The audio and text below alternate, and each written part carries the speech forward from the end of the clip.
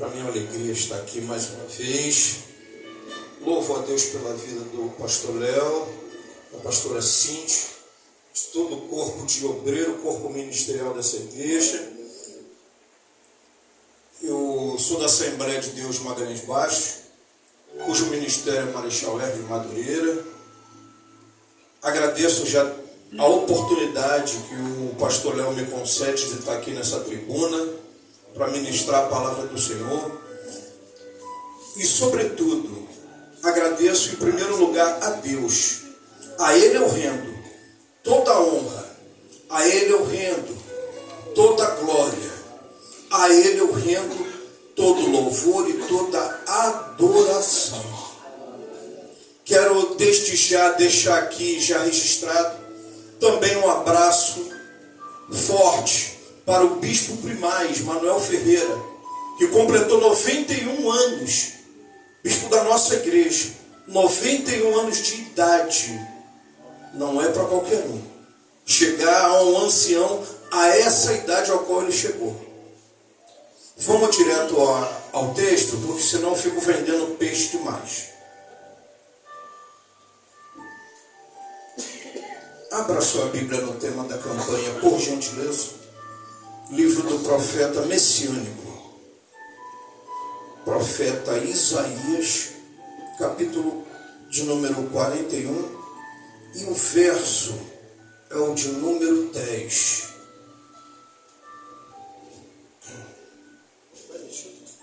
O Senhor está nesse lugar.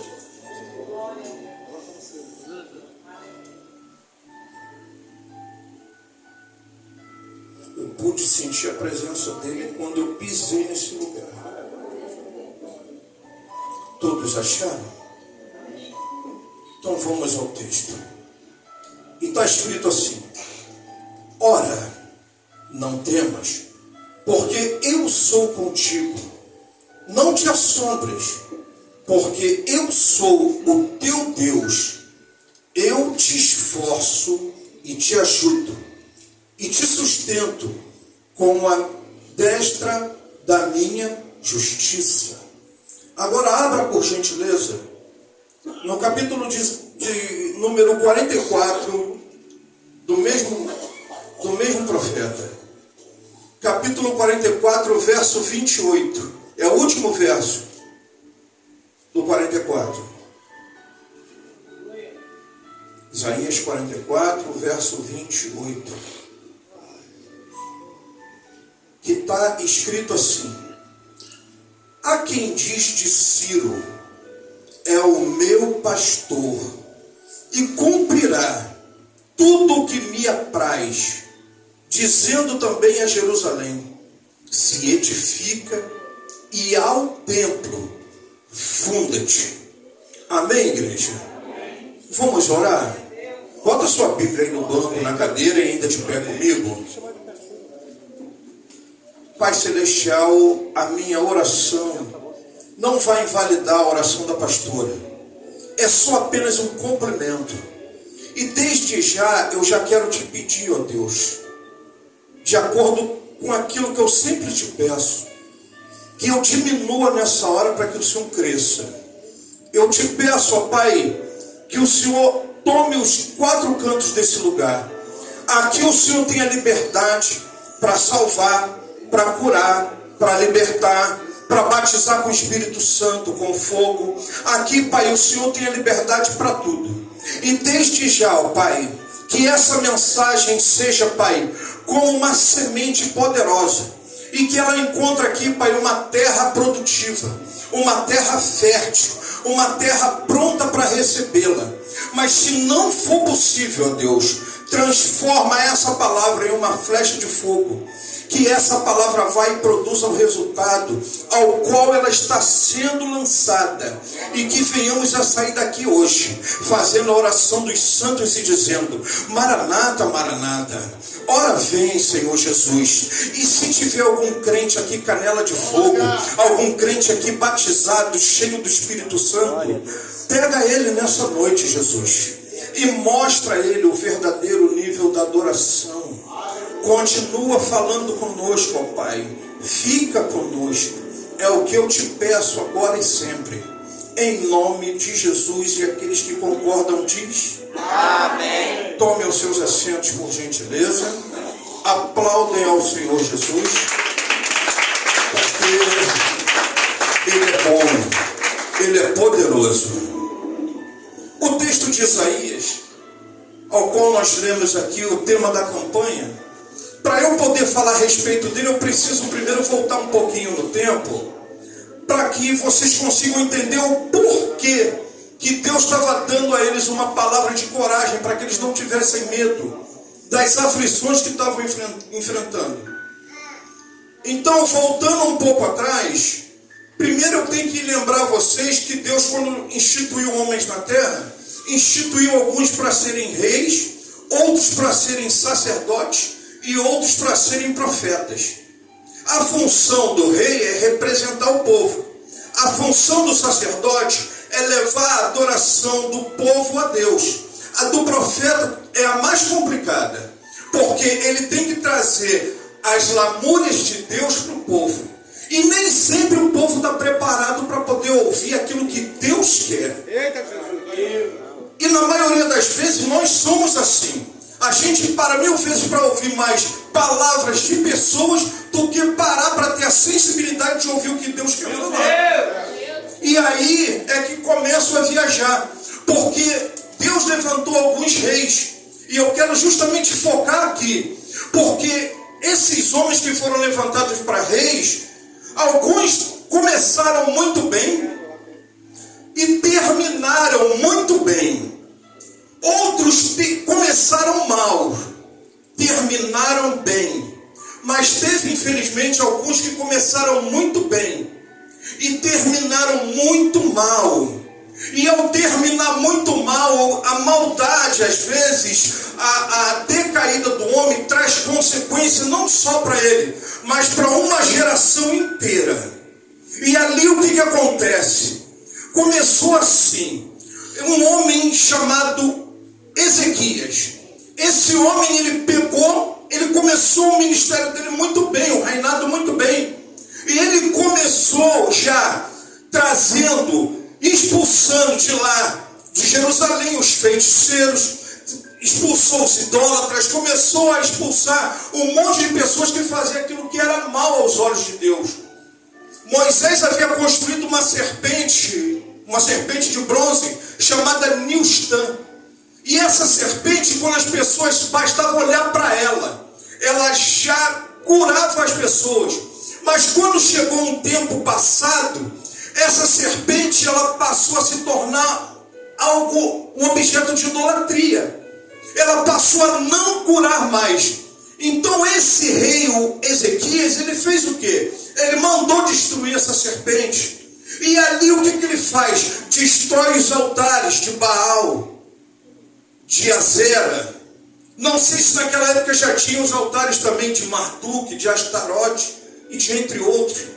Mas eu sei que os mais importantes ele destruiu, que foi os altares de Baal e de Azera. E ao fazer isso, ele expulsou os feiticeiros, fez tudo que era bom, que era reto aos olhos do Senhor. Mas só que ao passar do tempo ele vai e adoece. E essa doença era uma doença que ia lhe trazer a morte, era uma doença de enfermidade daquelas. E quando a doença vem, ela não bate em poste, ela bate em pessoas. E quando ela bate a porta de alguém, a gente na maioria das vezes fica logo pensando: o que eu preciso fazer para poder consertar aquilo que muitas das vezes estava errado com Deus? Eu preciso pegar, ajustar para poder andar direitinho ali na ordem, dentro do parâmetro de Deus. E ali com ele eu creio que não foi diferente, porque todo rei, conforme eu já disse, ele precisa de um profeta, porque nenhum rei consegue governar bem se não tiver um profeta para ajudar ele. Se não tiver um profeta para ajudar ele, o reino dele vai às vezes de mal a pior. E ali com ele não foi diferente. Então ele pega e vê o profeta mais conhecido daquela época, que era o profeta Isaías.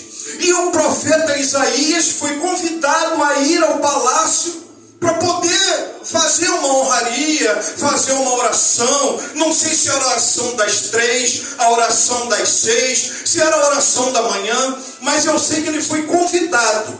E ao ser convidado para aquele lugar, ele vai, adentra o palácio, mas quando ele adentra o palácio, o rei todo alegre para recebê-lo, embora estava doente, mas ele já diz logo para o rei: "Ô rei, eu vim aqui para te trazer uma palavra. E a palavra é: prepara a tua casa, bota tudo em ordem, porque ainda hoje morrerá e não viverá." Então o rei, porque na maioria das vezes a pessoa que não está ligada no céu, ela acaba fazendo esse tipo de atitude. Mas ele não, ele pegou, ele é crente. E por ser crente, o que ele fez? Ele já postou já o seu rosto já virado para a parede e já começou a fazer uma oração.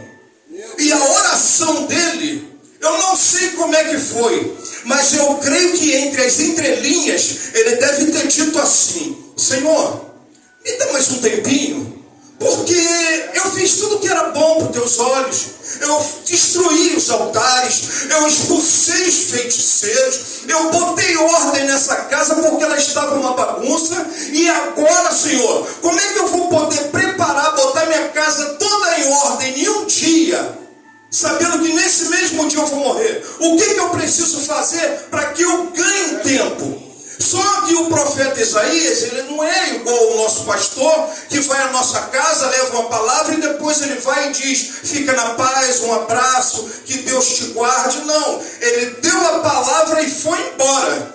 Mas ao chegar do lado de fora, ele recebe uma outra palavra de Deus, porque o choro do rei Ezequias caiu e a oração subiu. E quando a oração subiu, a resposta veio de imediata. Volta lá e diz para ele: "Eu estou acrescentando 15 anos na tua vida." Mas olha só que o mais interessante que não é isso. Ele havia recebido uma carta de afronta de um rei chamado Senaqueribe. E Senaqueribe fez o quê? Mandou a Rabsaque enviar uma carta de afronta dizendo: "Cortarei a água que entra para dentro dessa cidade. Vai faltar o plantio, vai faltar de tudo." Então aprenda logo já o seguinte: no meio dessa afronta, o querido Ezequias, já presta atenção no que eu vou te falar. Vai faltar mesmo alimento. Vocês vão ter que comer do excremento e beber da urina. Comer excremento e beber da urina. Mas só que ele vai e comete um grande erro, porque todos os outros reinados ele não conquistavam com luta. Todos os outros reinados Senaqueribe conquistava na fala. O poder dele de fala, de persuasão, intimidavam os outros reis. Então eles faziam o quê? "Eu não quero lutar com esse homem, eu vou entregar tudo e pronto, deixa ele assumir." Mas só que ele caiu de frente com o tal do Ezequias, que tem poder da oração e do joelho no chão. Ele recebeu a carta de afronta.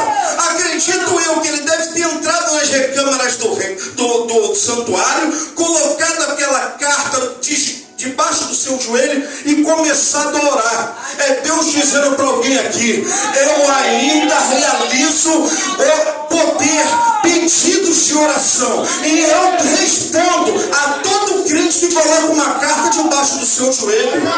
E ali ele pega e já faz o quê? Ele já pega ali naquela oração. Olha o que Deus faz. Deus vai e responde para ele só o seguinte: está no texto, não sou eu que estou inventando nada. A mensagem é expositiva, é uma pregação expositiva. Aleluia.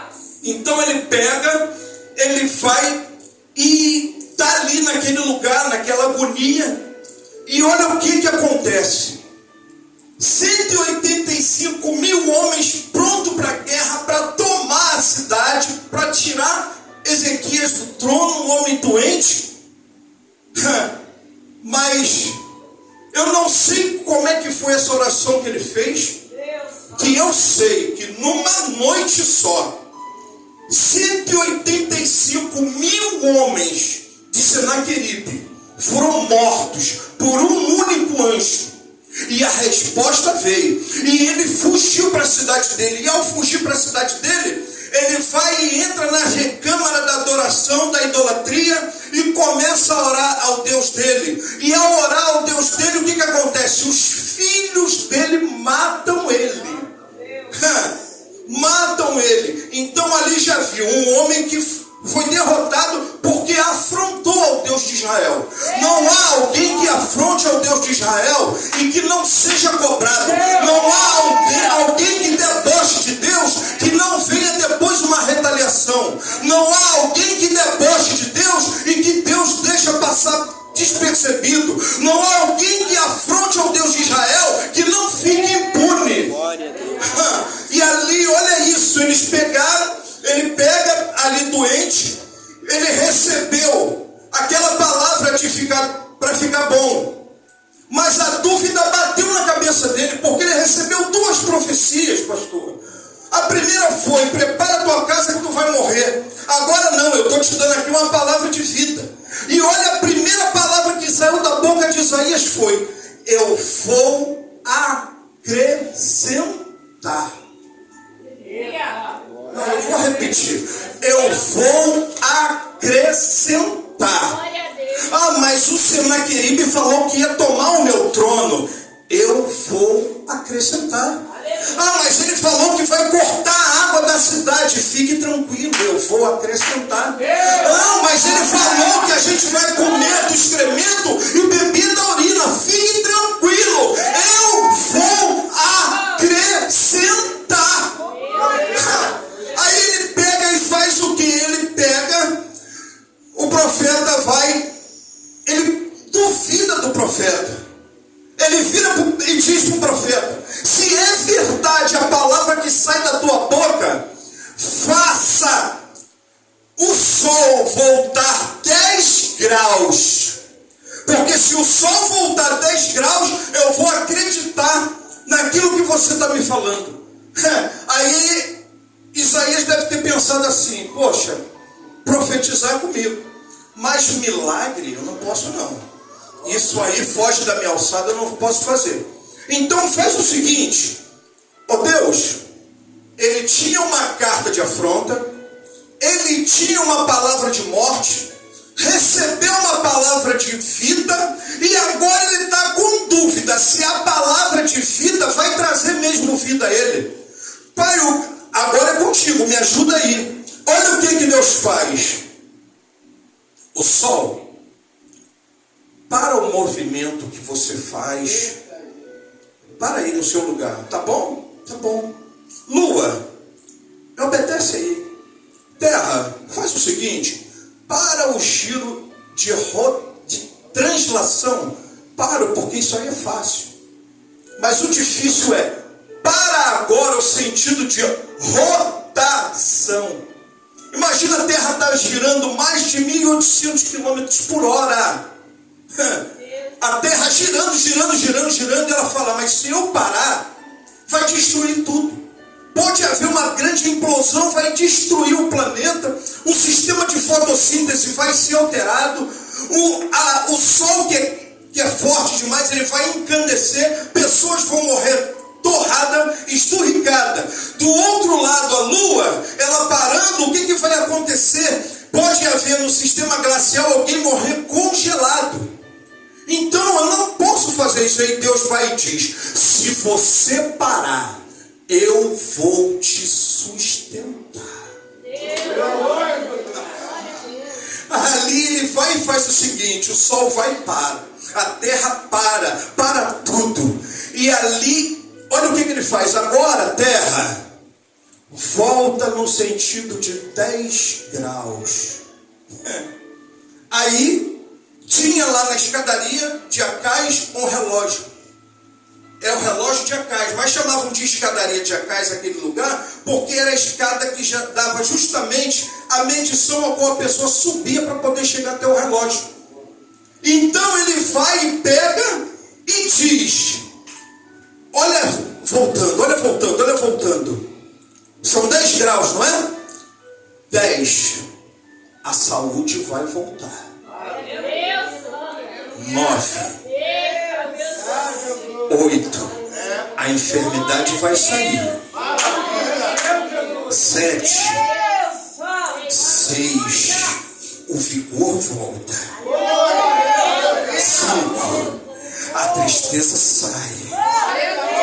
4, a depressão e a ansiedade saem. A tristeza sai. Tudo sai. 5, 4, 3, 2, 1. Ô Ezequias, você está curado, tá?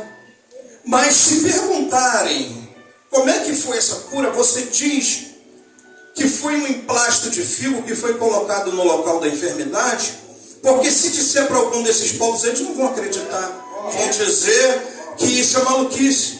Não vão acreditar no meu poder. Mas diz que foi um emplasto. Mas você sabe que fui eu, tá bom? Aí o que acontece? O homem é curado. Mas após ser curado, a morte já está batendo lá de novo na porta do indivíduo. Aí o tal do Ezequias começa a ficar soberbo. Ele começa a ficar ousado. Ele começa a ficar tão ousado que ele tira toda a honraria de Deus e traz para a vida dele. Aleluia. Aí ele pega e traz tudo para ele. Olha, ele vai e recebe um povo que vem de uma terra remota. Merodach Baladã, filho de Baladã, rei da Babilônia. A idolatria batendo na porta lá também, ó. Aí o que ele faz? Ele recebe os homens que não era para ter recebido. Aí a lâmpada do profeta se acende, porque ele havia mostrado a casa do palácio, a casa das armas, a casa de essência, tudo ele mostrou. E o profeta falou: quem são esses homens? De onde vem? Vem de uma terra remota aí chamada Babilônia. Mas não era para ter aceitado esses homens entrar, porque esses homens, eles são idólatras. Está trazendo de novo a idolatria para dentro da tua casa. Imagina, ele estava doente. O pastor dele, o Isaías. Olha a ingratidão batendo a porta. Aí o indivíduo vai e fala: não, eu mostrei tudo que tinha que ter mostrado. Eu mostrei a casa do tesouro, eu mostrei a especiaria que tinha, a sala de arma, mostrei como é que se ganha uma guerra. Mas como é que ele ia ganhar alguma guerra se toda a guerra que ele venceu foi no joelho? O homem nunca tirou uma flecha e estava trazendo honraria para ele. Que honraria é essa que ele queria? Deus não divide a glória com ninguém. A glória que é dada a ele é somente a ele. Ele não divide glória com ninguém. Agora, se você crê que ele não divide, reage a Deus. Reage aí, poder da fé. Reage aí, igreja. Porque não é fácil você pegar e querer trazer para si uma coisa que não é sua. A adoração que é de Deus é só dele. Aí o que ele pega e faz? Ele pega, o Isaías fala para ele: haverá um tempo que essa gente todinha que veio aqui vai voltar, vai pegar os seus filhos, a sua descendência, vai pegar todo esse povo e vai levar para outra terra, que é a terra de Babilônia, farão deles eunucos e escravos. Está no texto, não estou inventando nada, é texto. Olha, vai trazer a idolatria para dentro? Desde que haja paz nos meus dias, boa é essa palavra que sai da tua boca. A consequência pode não ser para nós. Houve dias de paz na vida dele. Mas aí, o que acontece? Mais à frente, quem entra? Nabucodonosor sitia Jerusalém por 3 vezes. Quebra tudo, templo, leva tudo que tinha dentro do templo, leva a especiaria, quebra os muros, as portas da cidade foram destruídas. Arrancaram o que ela tinha de mais rico, não a madeira, mas arrancaram as suas trancas de ouro, de bronze, arrancaram de algumas trancas de prata, sitiou 3 vezes, e olha que Jerusalém foi sitiada 27 vezes, só 3 delas foi por justamente Nabucodonosor, levou mais de 4.600 pessoas cativas, e levou esse povo, e Deus permitiu, por quê? Porque o povo tinha feito o que era mal, por causa da idolatria de um homem, filho de Ezequias, e esse homem era chamado Manassés. Foi um homem que pegou seus próprios filhos e queimou na barriga de Moloque. E quando as crianças gritavam, olha o que ele fazia, para que a mãe não ouvisse o grito das crianças. Ele fazia o seguinte: sacerdote, batem, façam barulho, toquem os tambores. E as crianças sendo queimadas lá na barriga de Moloque. Hoje Deus está dizendo para alguém aqui: se Merodach e Baladã bater na tua porta, bata a porta na cara dele. Não deixa a idolatria entrar na tua casa. Você começou bem, você vai terminar bem. O teu ministério começou bem, ele vai terminar bem. O teu filho pode estar na droga, mas ele vai sair. A tua filha pode estar no melhor benetrício, ela vai sair da prostituição, vai se converter. A tua vizinha que é fofoqueira, ela vai se converter. O teu marido cachaceiro, ele vai largar a bebida e vai se converter. Bate a porta na cara de Satanás e diz para ele: estamos em guerra, a batalha está travada, portanto, cai fora, Satanás! A batalha está travada. A nossa guerra não é contra carne e osso, gente. A nossa guerra é contra principado, potestade que habitam aqui, ó, nas hostes celestiais da maldade. Para de ficar arrumando picuinha com teu irmãozinho de igreja. Para com esse negócio. Deus não te chamou para isso. Deus chamou para você triunfar nessa terra, para você vencer o teu inimigo, porque mais à frente ele quer te dar um prêmio. E sabe qual é o prêmio?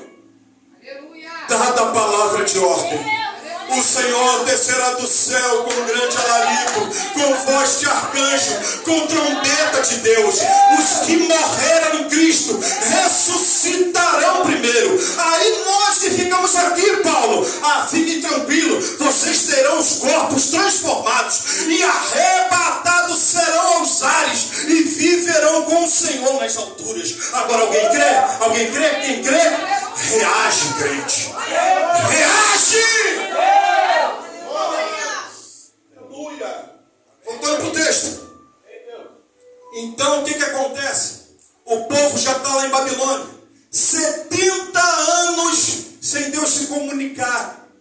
Comendo o pão que o diabo amassou e bebendo água de angústia. No meio daquela aflição, daquela luta, alguns daqueles homens da cidade de Babilônia pediam a eles por saber que o povo de Jerusalém era um povo alegre, um povo feliz. Então eles dizem: canta para nós aí algum cântico de Sião, algum cântico para nos alegrar. Como podemos cantar um cântico de Sião se estamos numa outra terra? As nossas harpas já foram penduradas no salgueiro. Como eu posso adorar ao meu Deus? Mas lá dentro daquele lugar tinha alguns diferentes.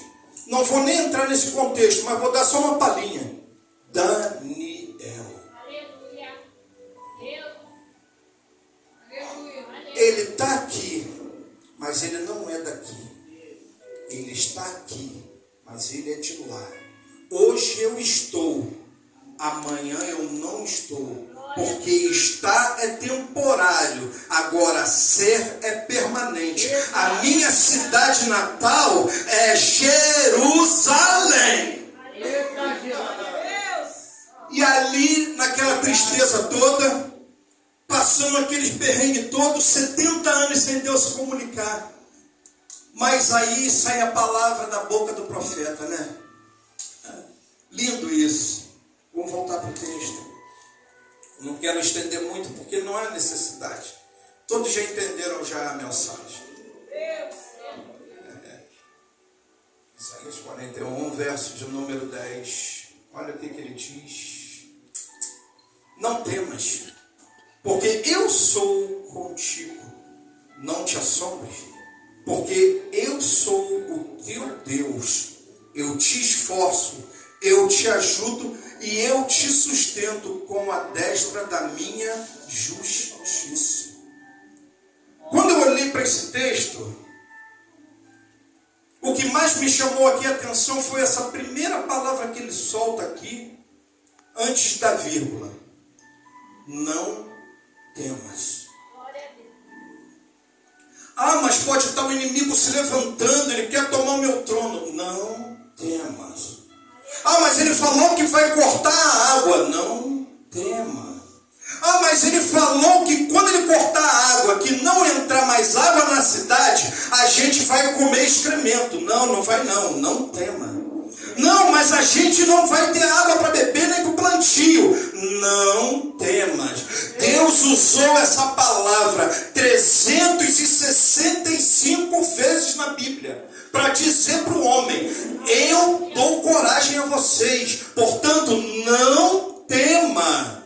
Não tema, continue firme, porque aqui é a terra de Babilônia vocês estão, mas de Jerusalém vocês são.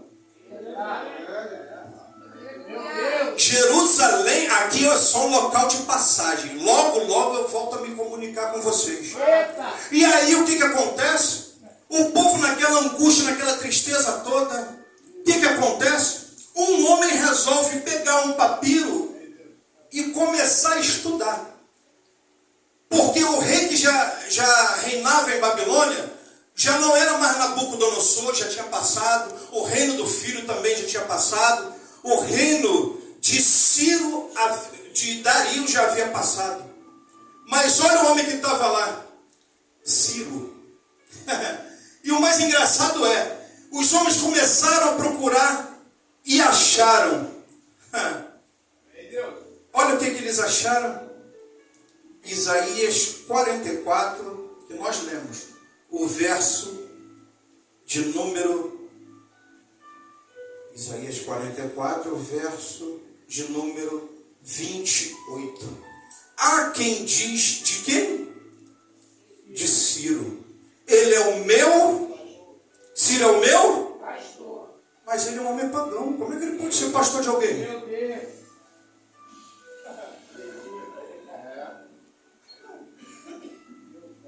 Eis que Ciro, olha aí, é o meu pastor e cumprirá tudo.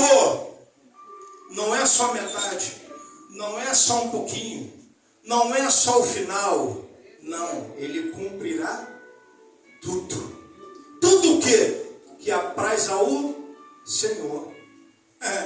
Continuando o texto. Tudo que me apraz. E olha o que ele fala. Começa a juntar a roupa de vocês, porque o papiro eu já li. E quando eu li essa palavra, eu comecei a chorar. Porque há mais de anos eu tenho procurado a esse Deus. E antes da minha avó nascer, aliás, antes da minha bisavó nascer, 700 anos antes, o profeta Isaías já estava escrevendo: eis que Ciro é o meu pastor. Ele já conhecia Ciro. Olha isso. Antes da bisavó dele nascer, já conhecia. Deus já conhecia Ciro. Ciro ainda não conhecia Deus. Mas ao ouvir essa palavra, ele vai e solta o povo, ele libera o povo, para que o povo retorne para a sua terra, reconstrua tudo e edifique o templo. Por isso que ele fala aqui no finalzinho, olha isso. Cumprirá o que me apraz, dizendo a Jerusalém, edifica-te, e ao templo funda-te. O que é isso? Eu vou te dar recurso, você vai avançar. Eu vou juntar aqui algumas especiarias para você levar. Olha, eu vou te dar aqui algum dinheirinho para você ir lá, reconstruir tudo, fazer tudo, porque esse Deus, antes de eu nascer, ele já havia me conhecido. Eu não o conhecia, mas ele já me conhecia. O Deus que hoje fala contigo aqui, ele te conhece desde antes de você entrar na barriga da tua mãe. Antes de você estar lá, ele já te conhecia. Há alguém que diz, eu te conheço desde o ventre da tua mãe, não é assim, Jeremias? Mas olha aqui com Ciro, não. Ciro é o meu pastor, 700 anos antes, olha aí. Não tinha nem a possibilidade de entrar na barriga da mãe, que a mãe não era nem nascida. Mas Deus já conhecia.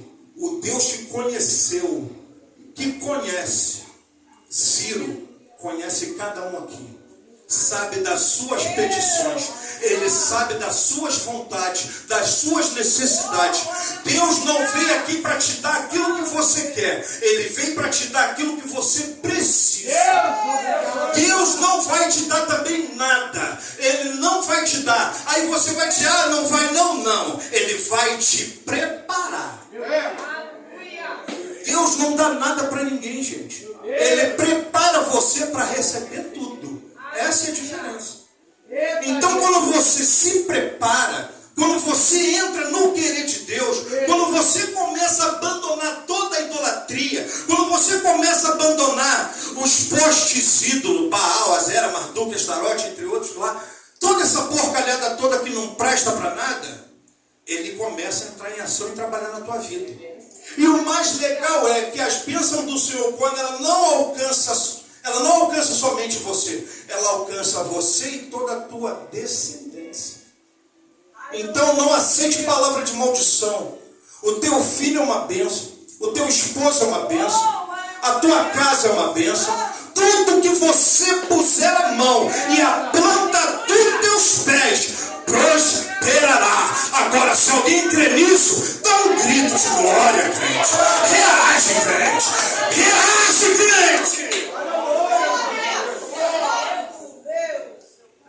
Fica de pé comigo. Vamos orar mais uma vez. Eu gosto de oração.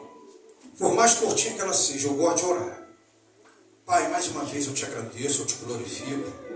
Crendo, Pai, que pessoas já entenderam já a ideia, o propósito dessa palavra. Pai, não deixa que o inimigo roube essa palavra dos teus filhos. Que ao cada virada de uma esquina, qualquer inimigo que se aproximar deles para tentar roubar essa palavra, Deus, eu te peço nessa hora, Pai, repreenda toda a força do adversário. Coloca um anjo lá para guardar os teus filhos. Guarda a noite dos teus filhos, que eles venham ter uma noite tranquila e um sono reparador. Que ao levantar amanhã, ó Pai, o Senhor renove as forças dos teus filhos e dê a eles uma nova esperança. Porque se não puser a boca no pó, não há esperança. Amém, igreja? Recebe essa palavra em nome de Jesus e aplauda ao Senhor se ele merecer.